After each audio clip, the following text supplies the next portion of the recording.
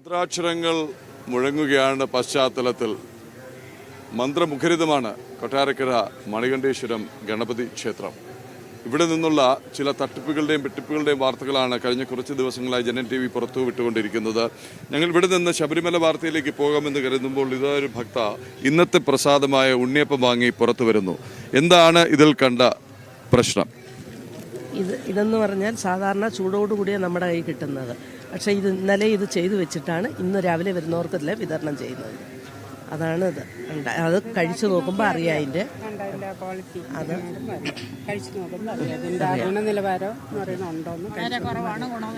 ഗുണനിലവാരമല്ല ഇത് കഴിഞ്ഞ് മറ്റേതെന്ന് പറഞ്ഞാൽ സോഫ്റ്റ് ആയിട്ടിരിക്കും. ഇത് കട്ടിയായിട്ടിരിക്കുകയാണ്.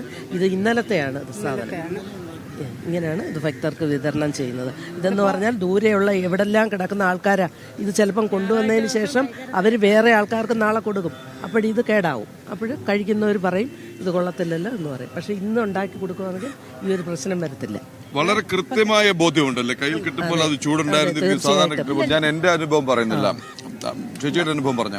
നമ്മൾ നേരത്തെയൊക്കെ എന്ന് പറഞ്ഞാൽ ചിലപ്പോൾ കൈ കിട്ടുമ്പോൾ നല്ല ചൂടോടെ കഴിക്കാൻ പറ്റത്തില്ല. നമ്മൾ ഇവിടെ ഇരുന്ന് ഒന്ന് കഴിച്ചതിന് ശേഷം നമ്മൾ വീട്ടിൽ പോകും. നമ്മൾ അവിടെ അടുത്ത എങ്കിലും അന്നേരം കഴിക്കുന്നതിൻ്റെ ആ ഒരു ടേസ്റ്റ് വെച്ച് നമ്മൾ അന്നേരേ കഴിക്കും. പക്ഷേ ഇതിപ്പം കയ്യിലെടുത്തിട്ട് തന്നെ കട്ടിയായിട്ടിരിക്കുകയാണ്. അത് അത്രയ്ക്ക് ഇതാണ് ഭക്തർക്ക് കൊടുക്കുന്നത്. ഇപ്പം തന്നെ രണ്ടുപേര് വന്ന് ഇവിടെ പരാതി പറഞ്ഞു. മിക്സ് ചെയ്താണ് ഇവിടെ ഇപ്പോൾ ഉണ്ണിയപ്പം കൊടുക്കുന്നത്. ചൂടോടുകൂടിയും കൊടുക്കുന്നുണ്ട്, ചൂടില്ലാതെ രണ്ടിതായിട്ട് എടുത്താണ് ഇപ്പം അവർ കൊടുത്തോണ്ടിരിക്കുന്നത്. ഇപ്പം തന്നെ ഒരാൾ വന്ന് പരാതി പറഞ്ഞിട്ട് പോയത് മിക്സിംഗ് തുടങ്ങി പരാതി വന്നപ്പോൾ മിക്സിംഗ് ആയിട്ട് കൊടുക്കുന്നുണ്ട്. കൺമുന്നിൽ ഭക്തർ കൊണ്ടുവന്ന് കാണിച്ച തെളിവാണ്, വാർത്തയാണ്. ഇന്നലെയും മെനഞ്ഞാന്നും ആയിട്ട് ഉണ്ടാക്കി വെച്ചിരിക്കുന്ന ഉണ്ണിയപ്പം കമേഴ്ഷ്യലായിട്ടാണ് അത്രേ. അത് ഇപ്പോൾ പരാതി പറഞ്ഞപ്പോൾ 2-3 ചൂട് ഉണ്ണിയപ്പം കൂടിയിട്ട് മിക്സ് ചെയ്ത് കൊടുത്തു. ഇവർക്ക് ലഭിച്ചതാകെ പഴയതാണ്, തണുത്തതാണ്, നേരത്തെ ഉണ്ടാക്കി വച്ചിരുന്നതാണ്.